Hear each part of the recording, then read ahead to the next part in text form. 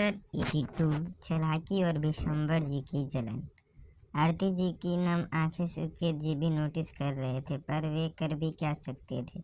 ईशानी को खुद से नफरत करने को और दूर जाने की वजह तो खुद उन सब ने दिया, तो अब वे किस हक से सबके सामने बोले कि ईशानी सिर्फ उनकी बेटी है। सुकेत जी ने आरती जी के कंधे पर हाथ रखा तो आरती जी ने अपनी भरी हुई आंखों से उनकी तरफ देखा, जैसे कहना चाहती हूँ मुझे अब और देखा नहीं जा रहा है। सुकेत जी ने इशारों से उन्हें शांत रहने को बोला, तो आरती जी ने मन मारकर अपनी आंखों की नमी छुपा ली और अपने चेहरे पर एक झूठी स्माइल सजा लिया। नीलिमा जी आगे आकर ईशानी को साइड से हक करके बोली, आप सब इस वक्त मेरी बच्ची को परेशान मत कीजिए। हम सब बाद में डिसाइड कर लेंगे कि मेरी बच्ची सबसे ज़्यादा प्यार किससे करती है। ईशानी ने एक स्माइल के साथ नीलिमा जी को हक कर लिया और बोली, आप बिल्कुल सही हैं मम्मा। उनकी बात सुनकर सबकी हंसी आ गई। तभी राजेंद्र जी अपने मुंह फुलाकर बोले, हाँ आपकी माँ आपको जो कहे सब वो सही है और हम सब गलत। आपको अपने डैड की कोई फिक्र नहीं है। राजेंद्र जी की बातों से निखिल जी और अनुपम जी भी सहमत थे। अनुपम जी अपनी सिर हाँ में हिलाते हुए बोले, बिल्कुल तुम हमें प्यार ही नहीं करती हो तो इसमें गलत क्या है। अगर सारी गुड़िया आप सबसे ज़्यादा हमसे प्यार करती है तो आखिरकार हम उनकी माँ हैं, तो वे तो हम सबसे आपसे ज़्यादा प्यार करेगी ही ना। पूर्णिमा जी ने मुंह बनाते हुए बोला। पूर्णिमा जी की बात सुनकर सबने अपनी गर्दन हिला दिया। नीलिमा जी और सुनिधि जी भी उनकी बातों से सहमत थे। उनकी बात सुनकर अनुपम जी, निखिल जी और राजेंद्र जी तीनों का मुंह बन गया। तभी एक रौबदार आवाज़ आई, गलत, बिल्कुल गलत। मेरी पोती सबसे ज़्यादा प्यार तो मुझसे ही करती है। अविनाश जी ने बड़े रौबदार अंदाज में बोला। ईशानी ने अपने अविनाश दादाजी को देखा। उनके पास ही उसके देवेंद्र दादाजी भी मुंह फुलाकर खड़े हुए थे। ईशानी को अपनी तरफ देख पाकर वे ईशानी को देखकर एक प्यारी सी स्माइल करते हुए बोले, मैंने सही कहा ना मेरी पोती, सबसे ज़्यादा प्यार तुम मुझसे ही करती हो ना। उनकी बात सुनकर ईशानी ने हाँ में अपना सिर हिला दिया। अपने मुंह देखो कैसे मुंह मियाँ मिट्ठू बन रहे हैं। क्या मेरी पोती, प्यारी पोती ने तुझसे कहा कि वो सबसे ज़्यादा तुझसे प्यार करती है? नहीं ना, तो तू फिर बूढ़ा इतना उड़ क्यों रहा है? फिर अपना सीना चौड़ा करके गर्व से ईशानी को देखते हुए स्माइल करते हुए बोले, मेरी पोती सबसे ज़्यादा प्यार मुझसे करती है, प्यारे दादू से। उनकी बात सुनकर अविनाश जी गुस्से से बोले, तूने फिर से मुझे बूढ़ा कहा? बूढ़ा तो तू है, मैं तो आज भी यंग दिखता हूँ। आतंकवादियों की लाशों के ढेर लगा सकता हूँ, मेरी हड्डियों में आज भी इतना दम है। वे तो तू है जिसकी हड्डी में जंग लग गया है। सब उनकी इस लड़ाई के मज़े से देख रहे थे। रितिका ने अनुजा से बोला, यार देखना दोनों कैसे ईशानी के लिए लड़ाई कर रहे हैं, जैसे ये कोई जंग का मैदान हो। हाँ, ये तो पहले भी ऐसे ही लड़ाई करते थे, पर जो भी कहो दोनों को ऐसे लड़ते हुए देख बहुत मज़ा आ रहा है, अनुजा ने हंसते हुए बोला। वहीं अभिक, रुद्र और वेद जो उनके पास खड़े थे, उन्हें भी दोनों की बात सुनकर हंसी आ रही थी। तभी देविका जी थोड़े गुस्से में बोले, बस कीजिए आप दोनों, आज मेरी पोती के लिए कितना बड़ा दिन है और आप दोनों इस तरह से कुत्ते बिल्लियों की तरह लड़ाई कर रहे हैं। इतना कहकर वे सोफे से उठकर ईशानी की तरफ बढ़ गई। देवेंद्र जी चुप हो गए और अपनी आंखें छोटी करके अविनाश जी को देखने लगे और धीरे से बोले, इस आदमी की वजह से उसका इम्प्रेशन खराब हुआ। वहीं अपनी बीबी की डांट सुनकर अविनाश जी चुप हो गए। उनके मुंह से अपने लिए कुत्ता बिल्ली सुनकर वे नाराजगी से उन्हें देखने लगे, पर देविका जी ने उन पर कोई ध्यान ही नहीं दिया। वे तो अब तक ईशानी के पास पहुंच गए थे। ईशानी ने उनके पैर छू लिए तो देविका जी ने उसे अपने गले से लगा लिया। उन्होंने ईशानी को बहुत मिस किया था। ईशानी ने भी उन्हें हक कर लिया। फिर वे देवेंद्र जी और अविनाश जी के पैर छू लिए। सब वहीं बैठे बात करने लगे। अभिक, रुद्र और वेद ने तीनों ईशानी को घेर लिया था। ईशानी को उन सब से इतने प्यार से बात करते हुए देख समीर, दर्शित, रिहान और आयान बहुत जलन हो रही थी और गुस्सा भी आ रहा था। सबसे ज़्यादा गुस्सा तो इस वक्त प्रिया को ही आ रहा था। वो इतने सज धज के आई थी पर तीनों लड़कों में से कोई भी उसकी तरफ एक नज़र उठाकर देख भी नहीं रहा था। वहीं सब ईशानी के पास ही मंडरा रहे थे। प्रिया ने गुस्से से अपना मुट्ठी कस ली। वे बहुत कोशिश कर रही थी कि उन तीनों लड़कों का ध्यान उसकी तरफ आ जाए, पर वे तो प्रिया को एक नज़र उठाकर देखने की जहमत भी नहीं उठा रहे थे। देवेंद्र जी और अविनाश जी रविकांत जी से बात कर रहे थे। वहीं देविका जी भी प्रभा जी से बात कर रही थी। रितिका, नंदिनी, काव्या, अनुजा भी वहीं बैठकर अपने भाइयों और ईशानी से बात कर रहे थे। वहीं थोड़ी देर बाद मेंशन के थोड़े दूर ग्राउंड पर एक जेट लैंड हुआ। उसकी आवाज़ मेंशन तक आ रही थी। उसमें से सहाय फैमिली बाहर आई।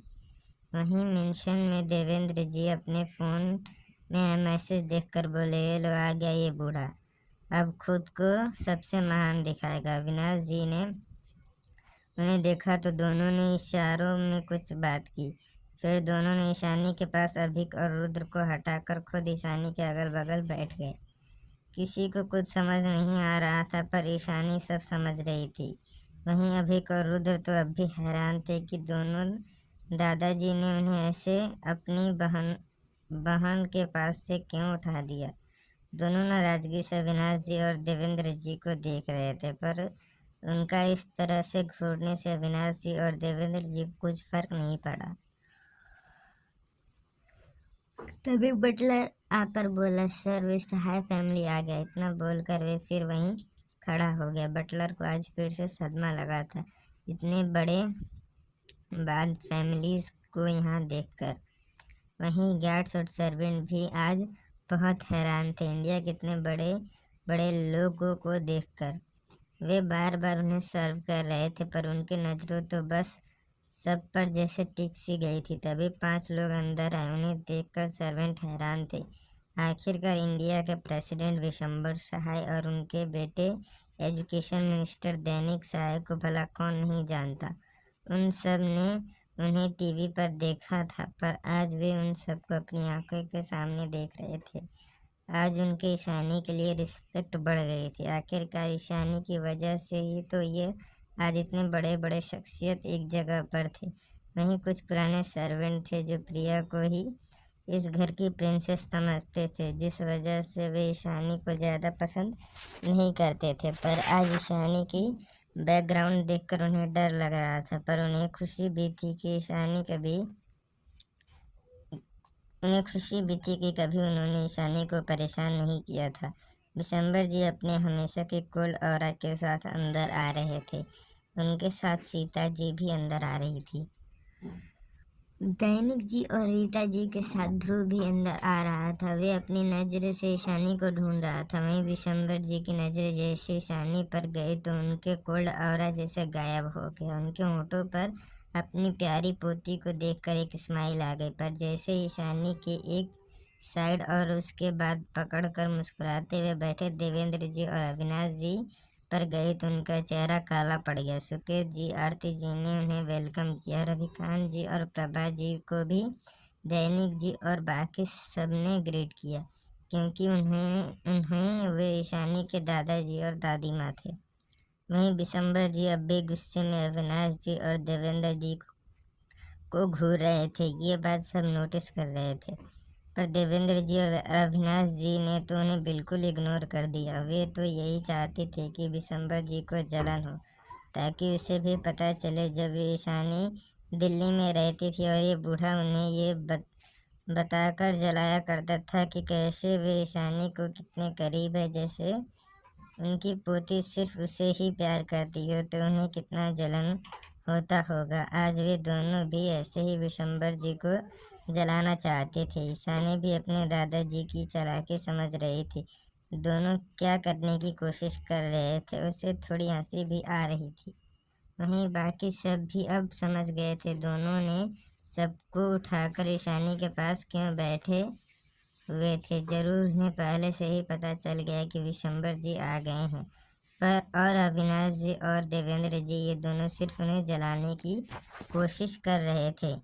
वहीं प्रिया ध्रुव को देखकर उसके तरफ अपना हाथ बढ़ा दिया ग्रीट करने के लिए और थोड़ी शर्माते हुए बोले, हेलो ध्रुव जी। उसके होठों पर एक प्यारी सी स्माइल थी।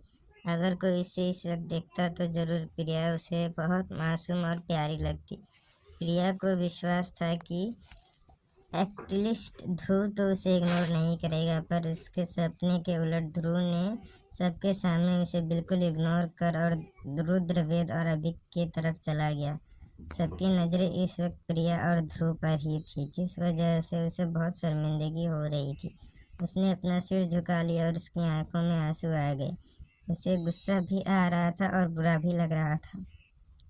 तभी रीता जी रिया की तरफ देखकर बोली, तुम बुरा मत मानो, मेरे ध्रुव को अनजान लोगों से मिलना बिल्कुल पसंद नहीं है। वैसे तुम कौन हो? उनकी बात सुनकर प्रिया की आंखों में चमक आ गई। उसने मन ही मन सोचा, उन्हें इम्प्रेस करने के मेरे पास एक मौका है। अगर ये इम्प्रेस हो गई तो धीरे धीरे मैं ध्रुव को भी इम्प्रेस कर दूंगी। इतना सोचकर उसने एक प्यारी सी स्माइल अपने चेहरे पर लाते हुए बोली, कोई बात नहीं आंटी, मुझे बुरा नहीं लगा। फिर बोली, मैं प्रिया हूँ। यह नाम सुनते ही रीता जी का चेहरा काला पड़ गया।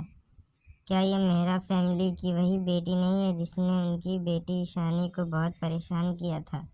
जब वे यहाँ थी उन्होंने प्रिया को देखा नहीं था, पर उन्हें प्रिया पर बहुत गुस्सा आता था। उन्हें तो प्रिया बिल्कुल भी पसंद नहीं थी। उन्होंने नॉर्मल ही उसे देखते हुए बोला, ओह अच्छा, तो तुम प्रिया हो जो हॉस्पिटल में मेरी बेटी ईशानी के साथ बदल गई थी और इस घर में आ गई थी। इतना कहकर वे भाग के सबकी तरफ देखने लगी। वहीं उनकी बात सुनकर तो प्रिया का मुंह उतर गया।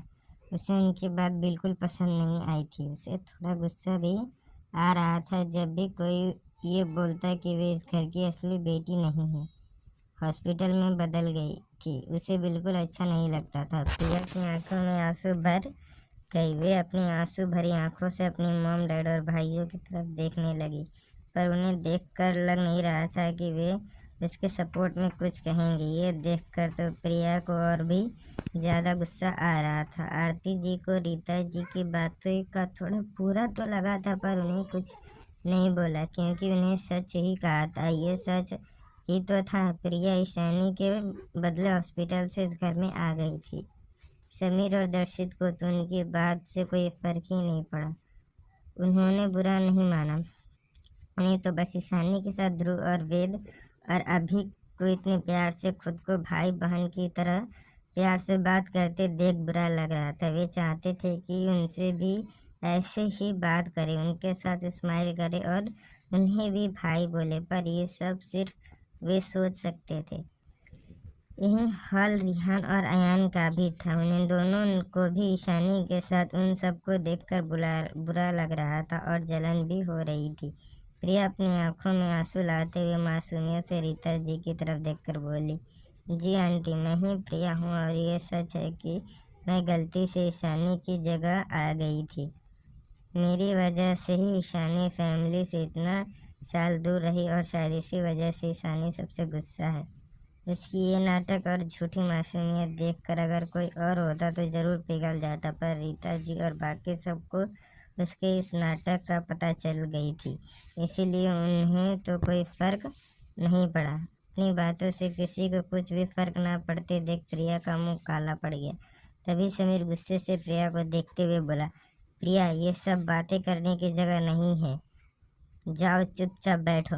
अपने भाई की बात सुनकर न चाहते हुए भी प्रिया को फिर से आरती जी के पास जाकर चुपचाप बैठना पड़ा। अभी के लिए इतना दोस्तों, मिलते हैं नेक्स्ट चैप्टर।